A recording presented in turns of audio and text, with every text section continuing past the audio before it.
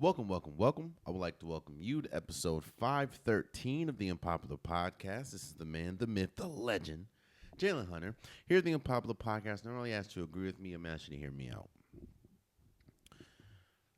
This episode drives home a lot of themes that I talk about here and that's essentially talked about everywhere. Whether you want to call it the first season, whether you want to lump it in with the NBA draft, I feel like this is officially the second season of the NBA. I look at the NBA in essentially 4 seasons. You have the NBA draft. We just got finished that season. Now we have the NBA free agency. Then you have the actual NBA season. And then you have the playoffs. So I kind of break it up into 4s. I break it up into 4s because this is the season where you really are able to construct and build a team. Yes, you can do it in the regular season, but it's a lot more intentional because, again, you're not playing any basketball outside of, rookies and the summer league's about to start, but you're not really playing any basketball. So you're focused on the free agents. You're focused on how can you re-sign players, how can you win trades. This is a very pivotal point when we talk about the NBA. Hell, when you look at almost every NBA final champion in the last 7 to 8 years, you can point to off-season moves that essentially, I'm not going to say won them a championship, but got them closer to the championship. And we're seeing it more. Obviously, it just started in July 1st, but we're seeing it off and running. And another point, or one of the points, one of the points that's driven home that we've seen already. Now, no, I'm not going to go over every single transaction. I'm just going to go over big ones that I believe need attention. When I talk about Russell Westbrook, when I talk about a player, any player that is a vet, that's been in the league for 5, 6, 7, 8 years, and you wonder why they're unable to sometimes change. That's not every time, but when we look at someone like Russell Westbrook, I always talk about that's his nature. Russell Westbrook has played the same way since high school. And it's hard to tell a player like Russell Westbrook that you may think or that whatever system he's in has to change his game. And the fact is, he's been on different systems: OKC, Houston, Washington, LA, the Clippers. Like, Russell Westbrook has been multiple places. Yet and still, he's played the same way because, again, that's your nature. That's what's gotten him an MVP. That's what got him all the accolades, triple doubles. That the way that he played is essentially what's gotten him into the Hall of Fame when he retires. And I always talk about you can't. It's almost impossible. Not saying it is not possible, but it's almost impossible to change the nature of a player that is as far gone as Russell Westbrook, as so far gone in his career and done everything that he's done. It's almost impossible to expect him to change. Why am I talking about Russell Westbrook? It's about nature.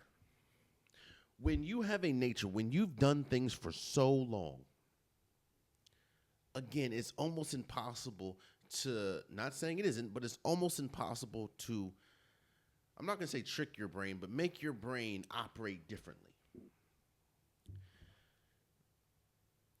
We've seen that with this Myles Turner situation. As I currently speak, Myles Turner has signed, I think, a 4-year deal with the Milwaukee Bucks for like $107 million or something like that. Now, why is this, out of everything that happened, why is this leading the show? Myles Turner was just the starting center for a team that made it to a Game 7 of the NBA Finals. For people that haven't been paying attention these last few years, Myles Turner signs with the rival of the team he just left. And this is the same Myles Turner that has preached damn near his entire NBA career that he wants to be a Pacer for life. So you're asking yourself, how do you not only not become a Pacer for life, but you sign with essentially the team's rival weeks after winning the NBA or making it to a Game 7 of the NBA Finals with a team?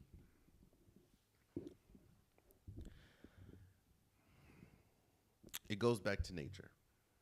And as I'm queuing this up, it has nothing to do with Myles Turner in a sense of, what do we know about ownership? Or for people that don't know, because I didn't really know it until I looked into it. The Pacers' ownership is religious in not paying the luxury tax. I think in the history of them owning it, in the history of the organization, they have been very reluctant to pay the luxury tax. I don't think they've paid the luxury tax once. And while that's not always a bad thing, we're in a new age of basketball where you're going to have to pay the luxury tax at some point to retain good players, because that's just how much these players cost. Myles Turner wanted to be a Pacer. He gave the Pacers every opportunity to sign him. But because they wanted to be cheap, because that's in their nature, they wanted to be cheap and not pay the luxury tax. They lost essentially one of their defensive anchors. They lost one of their most important pieces that led them to an NBA Finals. Not saying the most important piece, but one of the most important pieces. Now, yes, he didn't have the best NBA Finals, but again, we're talking about a team that hasn't been to the NBA Finals in almost 20 years. I think over 20 years. Which brings me to the second part of this. Sometimes it is just talent.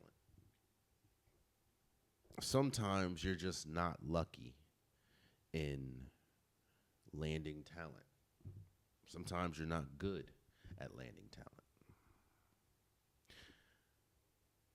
But sometimes it is your own doing. And I talked about this last episode. I said there are clear signs that some owners aren't necessarily prioritizing winning. Because if you look at it, the Pacers are much worse now than they were before. And it's because they didn't want to pay a luxury tax. Again, Myles Turner was willing to take less to stay with the team that just went to the NBA Finals, but they did not want to pay the luxury tax. So now they go to a team, and the craziest thing about this is the timing of this. I understand that Tyrese Halliburton is going to be out next year with the torn Achilles. But you still have Pascal Siakam. and you paid him with the understanding and hopes that he can carry you for as long. I'm not saying that they're going to be on the same level because Tyrese Halliburton is that important, but the East is wide open next year. Meaning one or two moves can really change the fortune of a team. And this, in my opinion, I know Tyrese Halliburton, that's larger, but this completely takes the Pacers out of the conversation, which goes back to yet another point that I bring up, and it's like your championship window, you don't know. That's why Tyrese Halliburton was so expressionate, like he was so distraught. Not because he knew Myles Turner was going to be here, but you never know if or when you're going to get back to the NBA Finals. And I think that this move essentially takes them out of that NBA Finals bubble for a long time. Because don't get me wrong, when Tyrese Halliburton comes back, I like Tyrese Halliburton. I like Pascal Siakam. The team is cool. Obi Toppin's cool. But no one played or rim protectors like Myles Turner. I'm not saying he was the greatest player, but he was important for that team. And you never know what happens next year or a year from now, but a move like this closes a championship window. And all because you wanted to be cheap and go by the nature of how you've done business and not want to pay the luxury tax. Now you lose one of the most important players of your franchise. I think the longest tenured player in your franchise is now gone. It's about nature, bro. One thing that I will ask, I know it's hard. Actually, maybe it's not hard to evaluate. It's about what do you value, essentially. The Pacers probably think, and the ownership probably thinks, that there's nothing wrong with the way that they conduct things because it's made them however much money it's made you. But my question is this. If you're serious about winning a championship, has your ways put you in the best position to win? Because in my opinion, it hasn't. Not even close.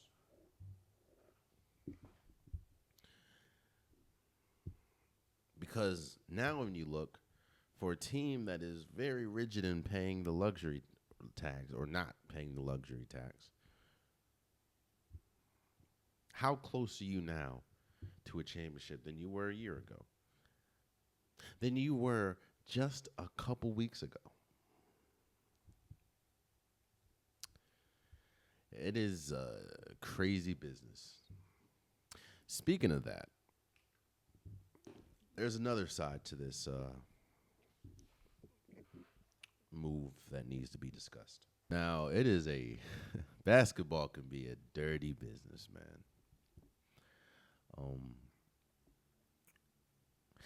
I was when the Myles Turner news came down, I was shocked and confused. I was shocked because I'm like, damn, Myles Turner was just in with the Pacers. They were just in Game 7, you know. And then you go to a rival team. And I was confused, like, wait a second. You know that meme with the dude or the hangover and you got, or I think it's a hangover and you got all the numbers and stuff. Like, I'm trying to calculate, wait. I see Torian Prince came back. I know they still have Dame. I know they still have Giannis. I know they lost Brooke Lopez, but I don't think that their contracts match up. How the hell are they able to afford Myles Turner? And I'm like, I don't get it. Even if a sign and trade happened, like I don't see how they can afford him. And then and then it came down like an atomic bomb, man. The Pacers or the Bucks, I'm sorry, waive Damian Lillard. The same Damian Lillard that is rehabbing a torn Achilles that he tore rushing back to the team for the playoffs.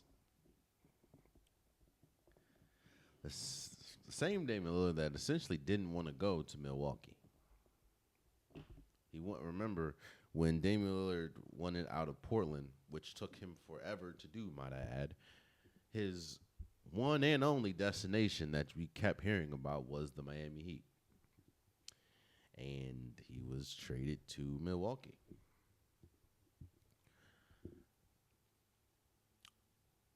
Now,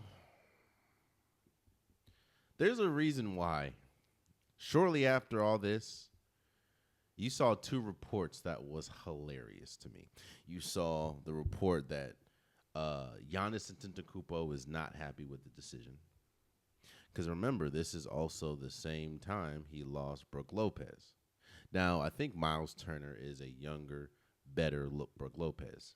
Brooke Lopez, I think, is one of the oldest players in the NBA, but I mean, it's obviously his relationships. Giannis liked the relationship that he had with Brooke. So when I saw Giannis is upset or not happy with the organization's moves, letting go or waiving Damian Lillard,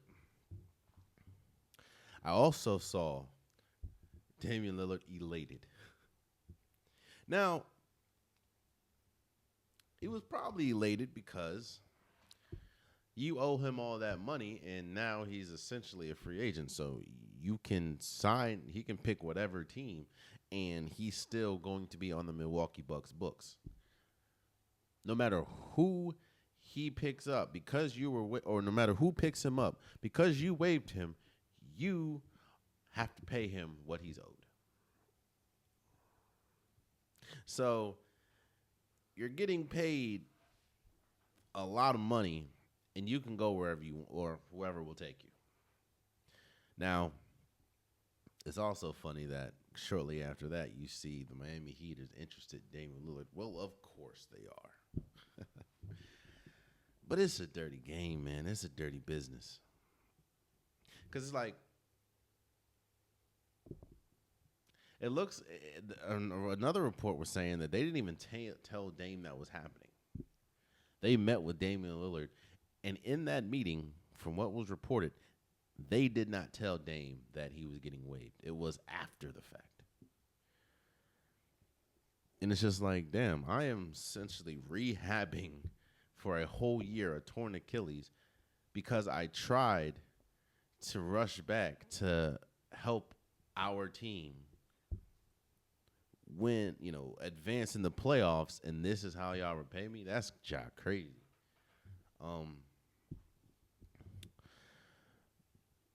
I know we hear that Kevin Porter, he re-signed with the Bucks. I think that Gary Trent Jr. re-signed with the Bucks. I don't know who the hell is going to be their starting point guard moving forward. And I don't even know if Giannis is going to be. I don't know if getting Myles Turner. Here's the thing. This wasn't the strongest free agency class.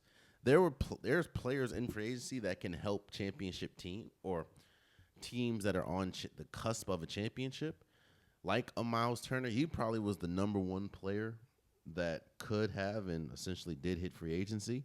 But this does change the needle for the Milwaukee Bucks if they're able to keep Giannis. I don't think, because we do need to see who plays, we do need to see who plays point guard. But this makes them better. I don't know if this makes them championship better, but this makes them better with Myles Turner. But again, at what expense? Are you now? Do you have a just? It goes back to perception as well, man. It's like if I'm a player that's free agent and I see Milwaukee calling me, it's like I see how they do their players. I see how they do their stars. They just cut them, like, or waive them. What makes any high end free agent want to come there? And then obviously we'll see what happens with Giannis Antetokounmpo. But it's just like, why? Why would I do that? Man. I don't know, but I do know this. And I also said this too, man. I said that there were going to be huge changes. Yes, I understand that injuries played a part these last 2 years with the Milwaukee Bucks. But when you have two players as great as Giannis Antetokounmpo and Damian Lillard, two players, might I add, that landed on the All-NBA 75 team, playing on the same team, there is an expectation that there's obviously a championship expectation, but they haven't won a they didn't win a playoff series together. Again, I understand that injuries played a part. But it's like, how, I told them when they lost to the Pacers, I said, yo, there's going to be huge changes coming. I didn't think it was going to be as messy as this. I didn't think they were just going to waive Damian Lillard like that because that was crazy. But I said that there was going to be changes. Because, again, now you're missing you're going to miss a whole year with Dame. Dame's getting older. Jan's getting older. It's like, and this is yet another year where a duo that was projected to do great things didn't even win a playoff series. I know injuries played a part, but when we look back on history, we're not going to be like, oh, yeah, well, Damian Lillard and Giannis were cool. They were great. It's just, injuries hit. No, we're going to say Damian Lillard and Giannis were great, but they never did anything in the playoffs. Which kind of brings me to another point, side point. There's a conversation going on. T-Mac and his standings when we talk about him compared to Kobe. And something that continues to get brought up, and understandably so, is T-Mac never won a playoff series. Let alone make it to, he went to the NBA Finals once, and that was as a bench rider when he was, I think it was his last year of his career. He was playing with the Spurs, but he was riding the bench. And this was when the Spurs went to the finals, and they lost to LeBron. But what continues to be talked about is, Tracy McGrady never won a playoff series. It's not talked about how many times his second best player was injured, how many times he was injured, how many times his third best player was injured. None of that gets talked about. What gets talked about is, bro, how are you comparing yourself to Kobe and you never won an NBA playoff series? That is what we're going to look at with this Damian Lillard and Giannis thing. How do you have two players that's in the NBA 75 club and they didn't win a playoff series? Then you'll have to be like, oh, yeah, well, injuries. But still, it's a dirty game, man.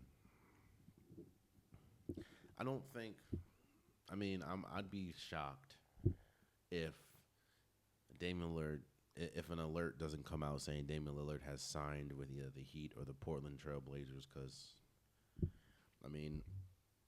he's close to the end of his career than the beginning, and we saw how much he just loathed playing in Milwaukee, being away from what he's familiar with.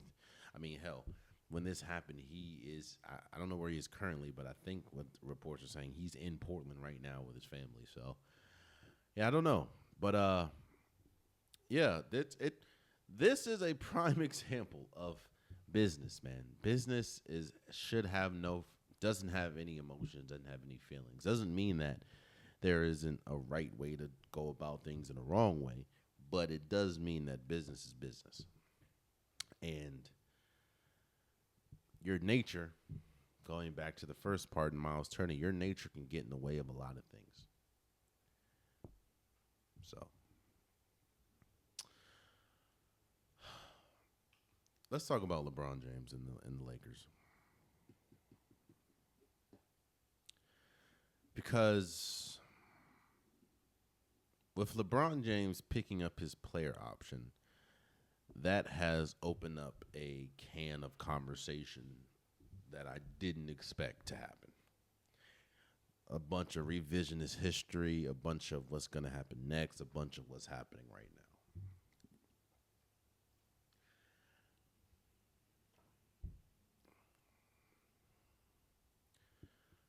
Before I go any further, let me paint a picture. Probably since Miami. Probably since joining Miami. LeBron James has religiously taken some type of pay cut in order to help his team win a championship. Whether that was he, D. Wade, and Chris Bosh take less so they can afford keeping all of them. Whether that was renegotiating and restructuring his deal with Cleveland and with the Lakers a bunch of times. LeBron James has always taken, not incredibly less, but always taken less than what he naturally could take. So that whatever team he's on has a better shot of acquiring players and acquiring assets to win a championship. With all that being said, it was shocking to me when I saw that LeBron James picked up his player option, which essentially hampers what the Lakers can do in free agency. It shocked me for a second because, again, this is not what LeBron naturally does. But then I took a step back. I looked at the landscape of the league. I looked at the landscape of the Lakers. I saw what some reports are saying, and it made perfect sense.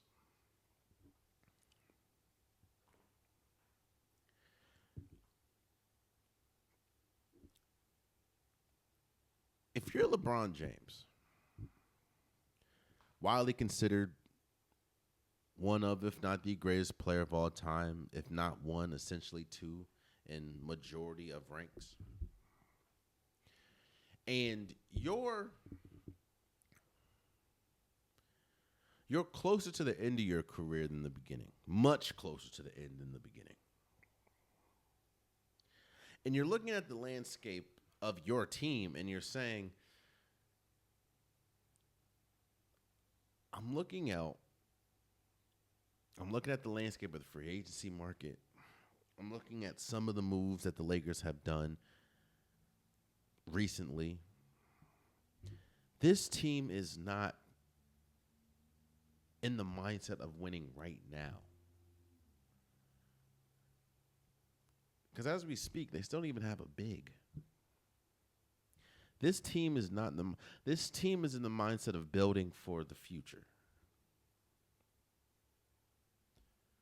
Building around Luka Doncic, who's young, and building for the future. They're not necessarily building for right now. So what does that leave me? Because, again, I'm much closer to the end of my career than the beginning. That's why you're hearing reports of he could possibly be traded because he still wants to compete for a championship. It's no coincidence that even though I do think it was crazy that came out, but the audio came out of him talking about my wife wants me to retire soon. Makes sense. The man is over 40. And when you look, man, obviously we'll see what happens with DeAndre Ayton, but when you look at what some teams have done compared to what the Lakers have done, the Lakers, I think, only move that I've really heard outside of losing Dorian Smith is they signed homie from, I don't even remember what team he was on.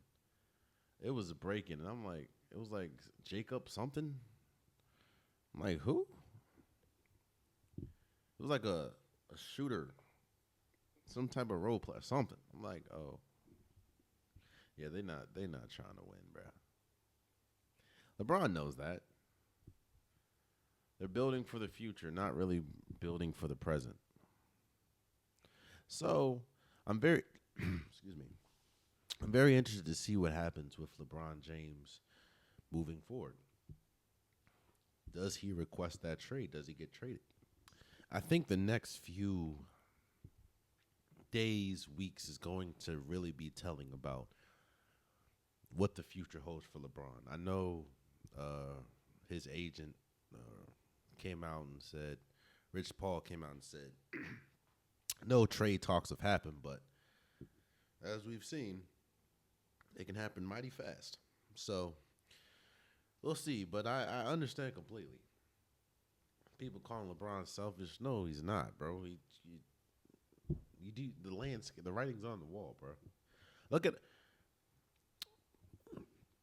I'm gonna go to my next topic. I'm gonna go to the Denver Nuggets because the next topic kind of blends into the last topic, man. Look at what the Lakers have done compared to what the Denver Nuggets have done.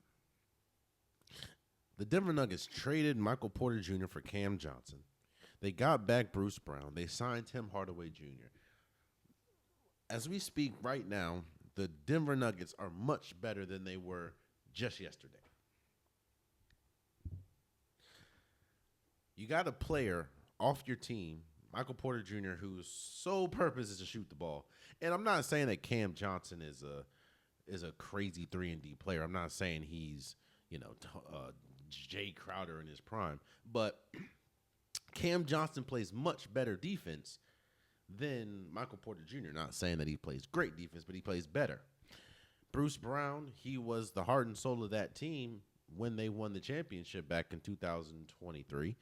And then you saw that shooting was your biggest issue because if Jamal Murray wasn't hitting, if Michael Porter Jr. wasn't hitting, which they weren't, you didn't really have many options to shooting the ball. You get one of the best shooters percentage-wise in the league in Tim Hardaway Jr. Like, Denver has gotten much better. And I think the East is wide open. I don't think the West is necessarily wide open, but I do think that with these moves, Denver puts themselves right at least 3 because what the Rockets are doing. The Rockets, boy, getting Dorian Finney-Smith, getting Clint Capella back, re-signing Jabari Smith or to a contract extension. Yeah, man, the Rockets are going crazy. So I would probably put them in the 3 spot, Denver, because Cam Johnson, he's you're about to play on a team that you're gonna get the most wide open shots you've probably ever gotten. Playing alongside Nikola Jokic and Jamal Murray, it's gonna be wide open city, bro. So this just opens up, and Tim Hardaway Jr. Yeah, man, they're gonna be great.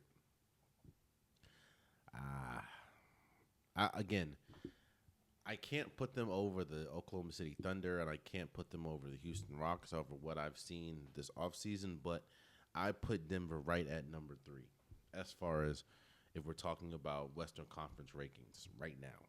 Now, obviously, things can change. As I'm recording this, I don't know where DeAndre Ayton's going. I don't know where Al Horford's going. It looks like he could go to the Lakers. It looks like Golden State can be where he goes. I don't know. But The NBA the season next season is going to be incredible. None of these players are seismic players. None of these moves are seismic moves, but when you put them together, when you put Cam Johnson in conjunction with getting Bruce Brown back, in conjunction with getting Tim Hardaway Jr., when you talk about, you re-signed Jabari Smith in conjunction with getting Dorian Finney-Smith, in conjunction with getting Clint Capella, with obviously the big dog and Kevin Durant.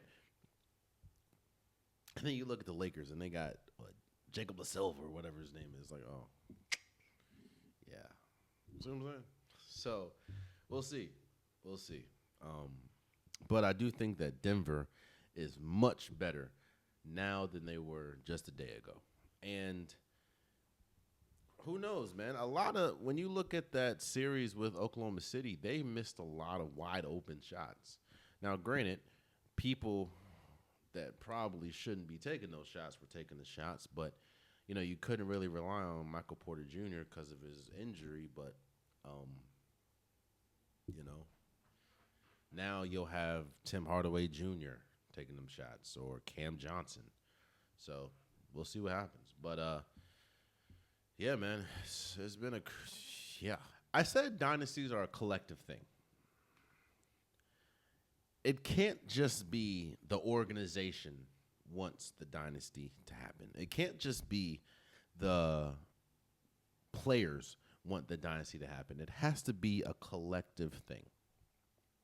And what you're seeing the Oklahoma City Thunder do is showing you that they want that dynasty, at least right now. Signing Jalen with a Y, the guy that usually comes off the bench, signing him to a contract extension, and then they agreed to a 4-year, $285 million Supermax contract extension to Shai Gilgeous-Alexander to stay with the Oklahoma City Thunder.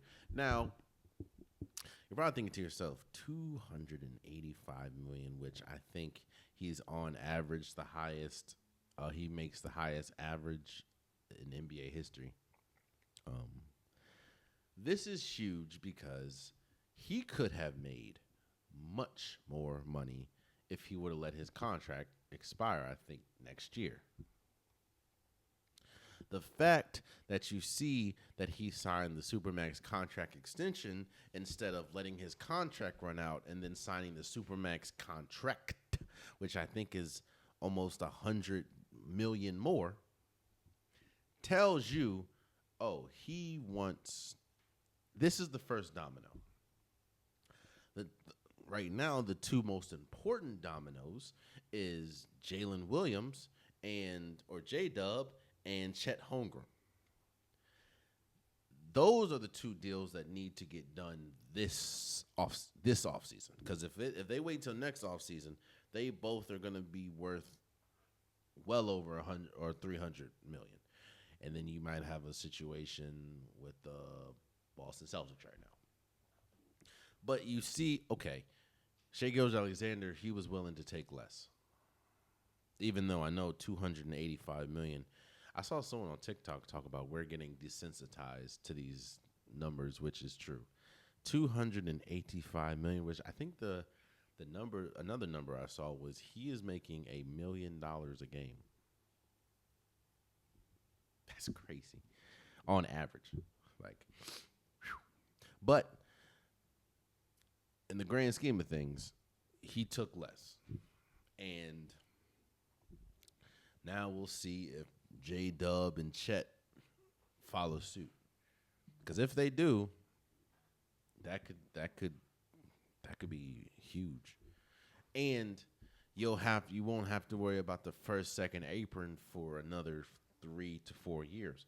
And again, if they rattle off 3 to 4 championships in 3 to 4 years, then you have to put them in that dynasty conversation. I'm not saying they have to win 3 in a row.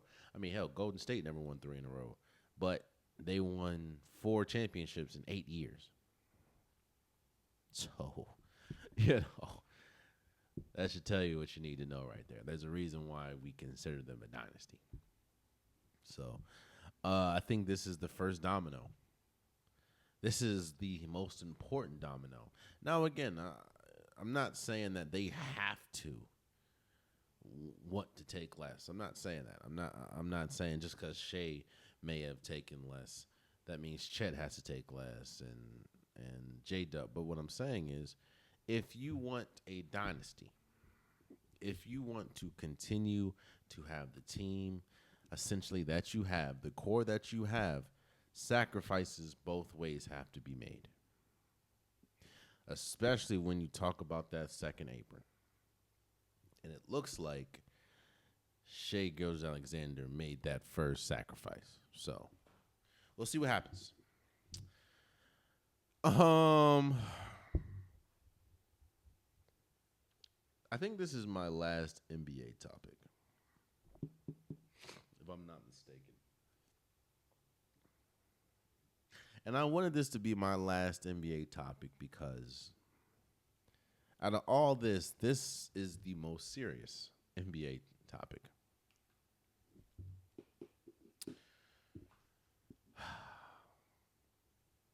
As I'm recording this, there is just speculation and an investigation going on against Malik Beasley and his involvement with gambling on games that he is a part of and gambling on games in general as an NBA player.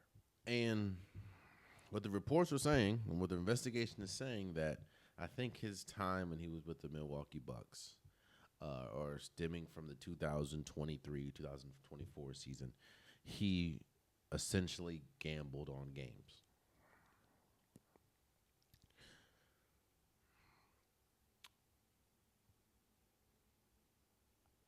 Just like Jonte Porter and just like Calvin Ridley for football, this is the most important thing on the NBA's mind right now. Forget free agency. Forget LeBron. This is the most important thing on the NBA's mind right now.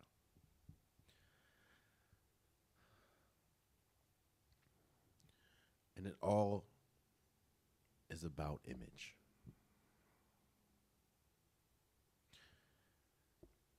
The reason why Calvin Ridley was suspended for an entire year, the reason why Jonte Porter is essentially banned for life for the NBA is because of image. That's the most fragile thing when we talk about companies, when we talk about these sports organizations. Your image is everything. And if you have an image of cheating and insider betting,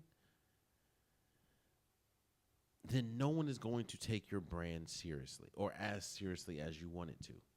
In fact, your brand is always going to be tarnished.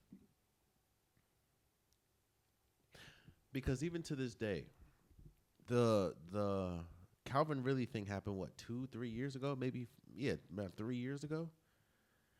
They still talk about it to this day. What's his name? Tim Donaghy? The ref that was caught cheating. That whole scandal. They still talk about it to this day. And that happened back in the 90s/2000s. Early 2000s.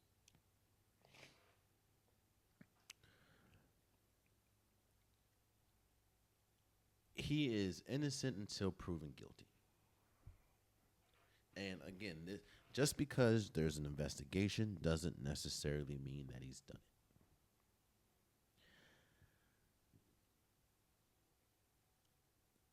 But if he did it, for the life of me, I will never understand how or why this happens.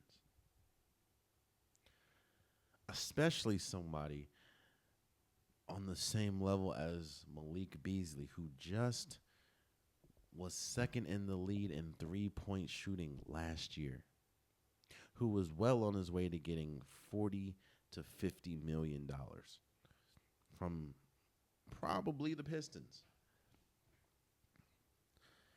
You risk millions upon millions, tens of millions of dollars for essentially $1,000 bets. That's not ass backwards to y'all. Again, I'm not going to say that he is necessarily guilty because there's still an investigation. But this couldn't come at a worse time because he is a free agent now, and it's saying that they are stopping free agent talks with him because until this gets settled, until this gets situated.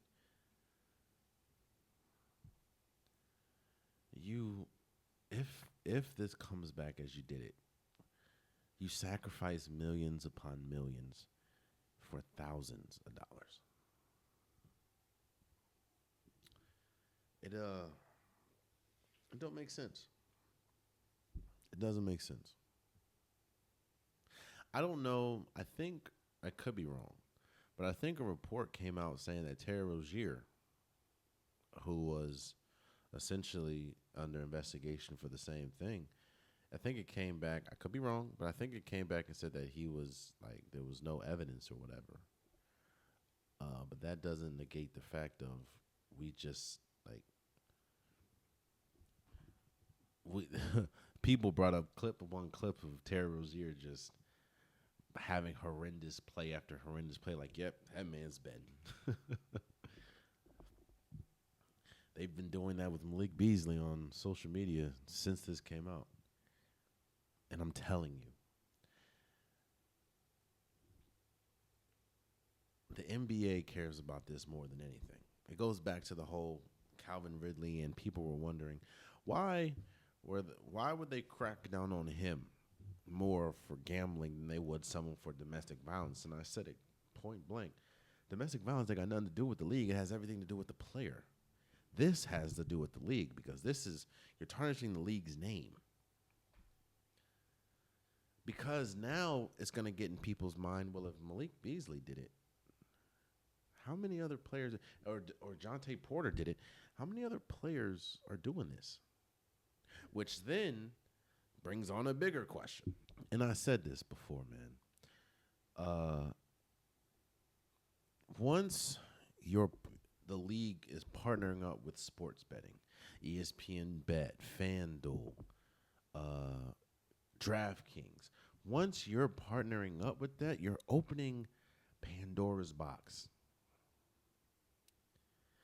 Because just like me and anybody else that watch these sports, that wants to make money off these sports, you think these players are clearly, you can look at someone and say, or let's say Jonte Porter, someone that was making millions and say, well, I can still have these millions, but those thousands over there. And again, I'm not saying Malik is still an investigation. I'm not going to say he did it, but boy, if he did do it, again, this is a terrible look for him. This is a terrible look for the league, but this could very well be the tip of the iceberg. Bro, this is the second player in 3 years. Third player. I think this is the third player in 3 years that has been under investigation for sports gambling. The fourth, if you want to count Calvin Ridley. And there was another dude. So the fifth player in football, I don't remember his name, but a fifth player. Like, once you get in bed with these, like, come on, bro. This is huge. This is huge, but this is the tip of the iceberg, bro. That's all I'm saying. You don't think it's a coincidence that ever since the NFL started getting beer promotions that the beer sales have went up? Like, it's come on. Again, man, I don't know. Innocent until proven guilty, and it's just an investigation. But yeah, it's crazy. I want to move forward, and I want to read something. Now, I don't want to be the bearer of bad news, and I don't want to bring down what is a positive moment.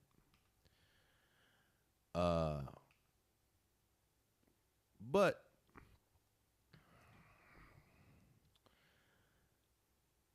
this happened in a span of 2 hours. The WNBA announces that there is going to be 3 new teams in Cleveland, Detroit, and Philly.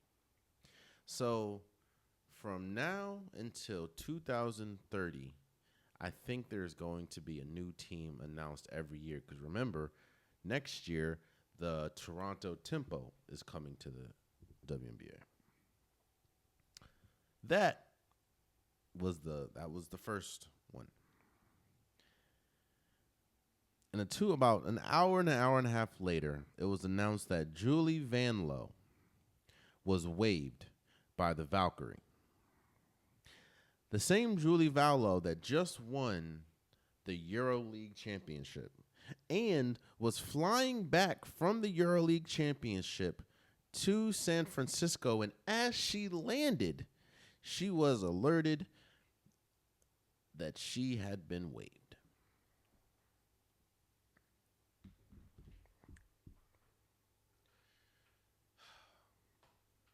Now, I don't want to be that guy.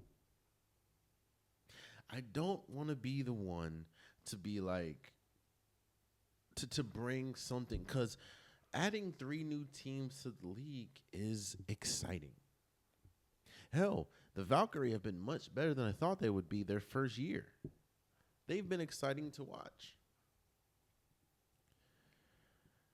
But I can't, it would be hypocritical of me to solely praise the league for bringing 3 new teams while not continuing to bring light on the fact of the roster sizes are still too small. It's like you have 12 people to a roster, right? Imagine if 2 people get hurt. I just feel, in one hand, it is exciting because you're bringing essentially 4 new teams in 4 years. And that's exciting, But in the same breath, it's like, how are you seeing this and turning a blind eye to the fact of there are still first-round picks, high first-round picks, that get waived because the roster sizes are too small. Bree Hall got waived, 3 times? It's like, I don't know, man. It's again, I don't want to be that guy, I don't want to be the guy that brings down what is a joyous thing. Adding 3 new teams, essentially 4 in the next 5 years, is a show of growth, is a show of expansion, and for that, I am excited. I am happy for the league. I'm proud of where the league has come from. But in the same breath, it's like, hold on, why are we adding new teams when we still can't get these roster spots figured out? There are still a bunch of first-round picks that are not on a team right now. And even the Valkyrie, a team that has been here not even a year, is waiving players that just won a Euro championship and just landed in San Francisco to get the news that you've just been waived. It's I don't know, man. Again, I don't want to bring down the joy of adding 3 new teams to a league. But it's like I feel like at this point you're choosing to be oblivious. You're choosing to say, you know what? The roster spots are going to be what they're going to be. We're going to add new teams, and these new teams are going to have 12 players to a roster, and then they'll be okay. Well, you know what's going to happen when you add these essentially 4 new teams? You're going to have players that get drafted in the first round and that are very capable players that still get cut because there's still not enough draft spots. There's still not enough roster spots.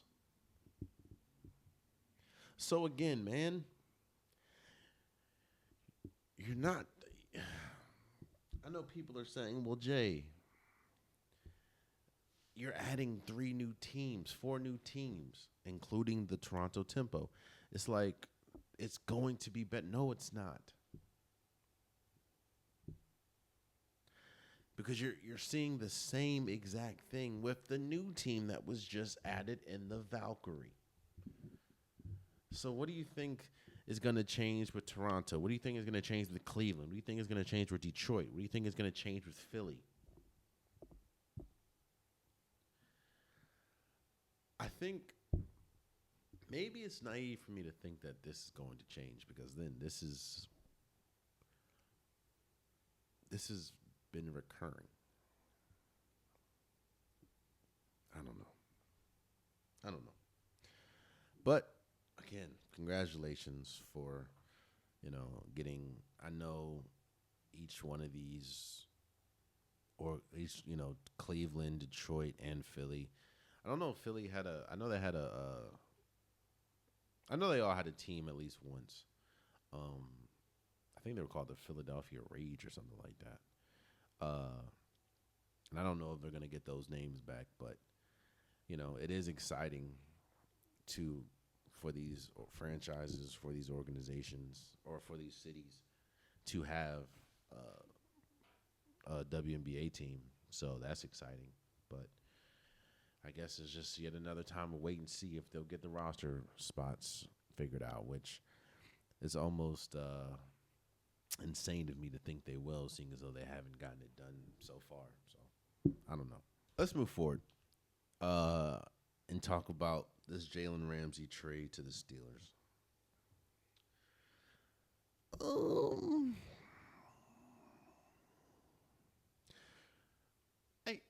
I get it. In the sense of, you have Aaron Rodgers. Aaron Rodgers has already come out and said that this is essentially going to be his last year, which is why he signed a 1-year deal. You're going all out. I get it. Makes perfect sense.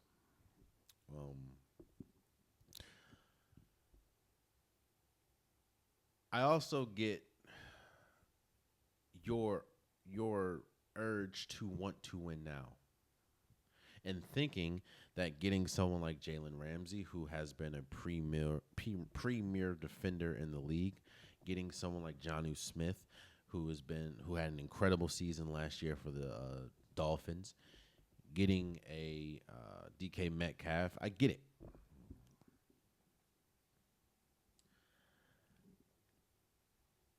But as crazy as it is, I think that I'm going to shoot some bail.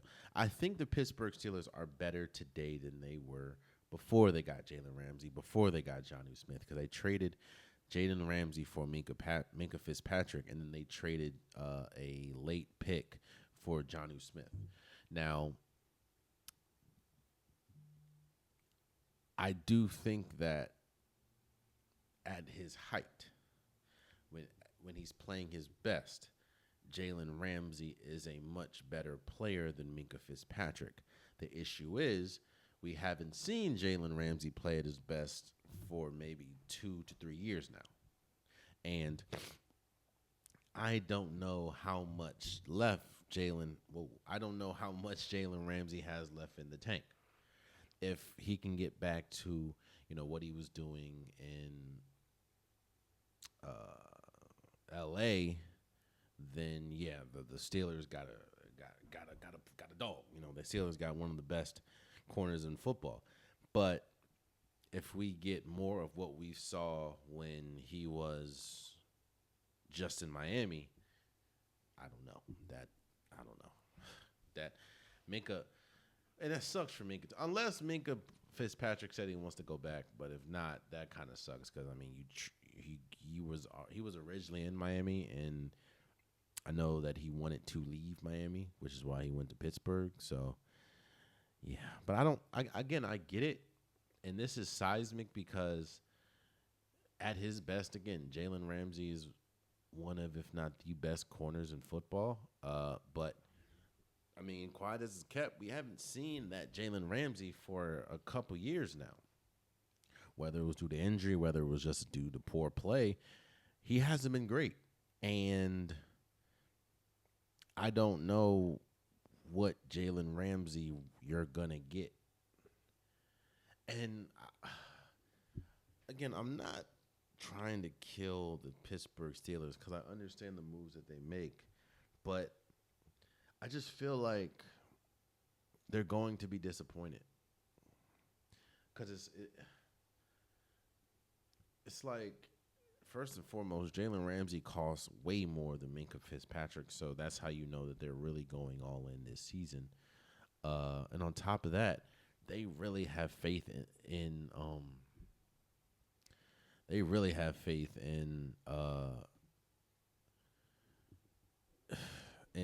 Aaron Rodgers, which I don't see how you have that much faith in Aaron Rodgers, especially after what you saw these last 2 years.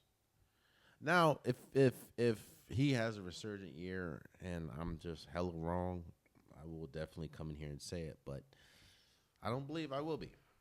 So we'll see. But this is huge. So let's move forward.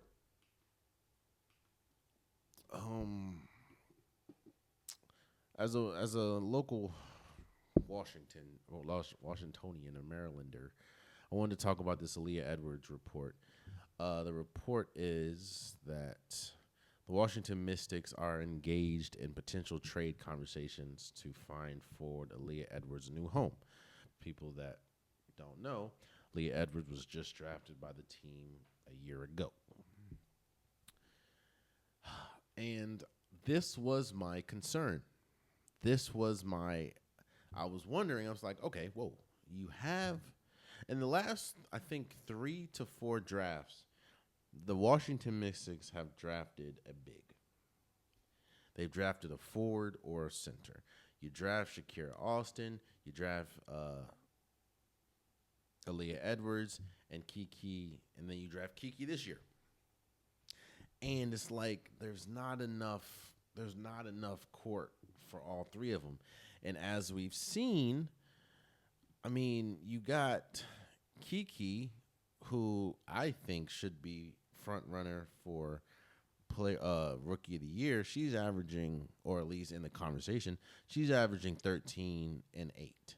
Then you have Shakira Austin, who was dealing with injury last year, but she's averaging 12 and 6. Aaliyah Edwards, who's averaging 5 and 3. It's like there's not enough space. And I do think it is a mistake, but I understand it. I say, first and foremost, I don't even think this is her problem in a sense of this new regime, this new coaching staff drafted Kiki, and Shakira has played incredible. It's just they've trusted them more than Aaliyah Edwards, and now Aaliyah Edwards is just a casualty. You're already the remnants of last regime, and it's like, let me see. and she's only averaging 14 minutes a game, right? While Kiki is averaging 27 minutes a game, and Shakira Alston is averaging 20 minutes a game. So what do you think is going to happen? You know what I'm saying? It's like you're kind of setting her up to fail, but I get it. So, and people are like, well, they should have drafted Angel Reese. So you're going to have the same problem. Shakira Alston, Angel Reese, and Kiki. Like, what do you think they about to do in the front court? Like, come on, bro. It sucks, but yeah. I do think it's a mistake trying to find a new home for her, but it looks like that's what they're doing. And it's only a mistake if they can find a way to have all of them play well, but they haven't found that, so who knows? Lastly, before we go, I want to give a shout out to Ilia. Oh boy, I want to give a shout out to Ilia Topuria. He beat Charles Olave by knockout in round 1 of the UFC main event this past weekend. He joined, and I'm going to name all of them. He is the 10th player or 10th fighter in UFC history to hold 2 division belts at the same time, joining, and he's the second youngest to do it. But he joined Conor McGregor, John Bones Jones, BJ Penn, Daniel Cormier, Alex Pereira, Randy Couture, Amanda Nunes, GSP, George St. Pierre, and Henry Kudrow. Ilia is a monster, bro. Now, people are saying that Patty should be his next fight. Obviously, he wants Islam.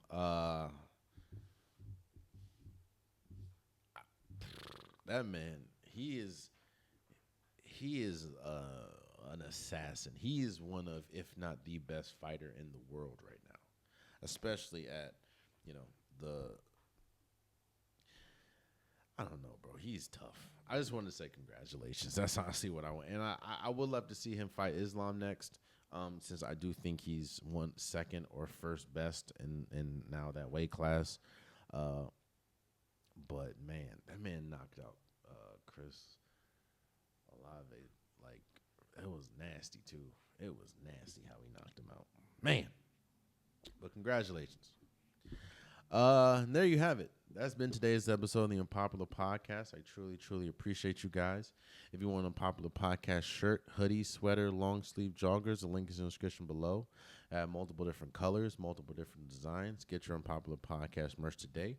Also, please subscribe to the YouTube channel. I'm trying to reach as many subscribers as possible. I can't do it without you guys, so tell a friend to tell a friend to tell a friend to subscribe. It definitely means a lot.